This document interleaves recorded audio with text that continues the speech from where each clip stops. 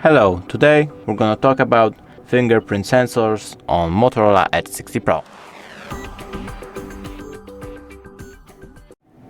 Yes, Motorola does have a fingerprint sensors. It's built in screen right here. Now I'm gonna show you how to turn it on.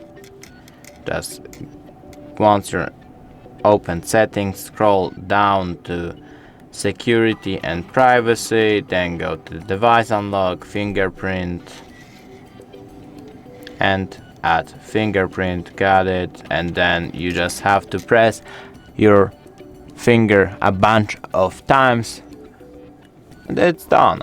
Thanks for watching. I hope I helped you. It would be really nice if you could subscribe to our channel. Bye and see you soon.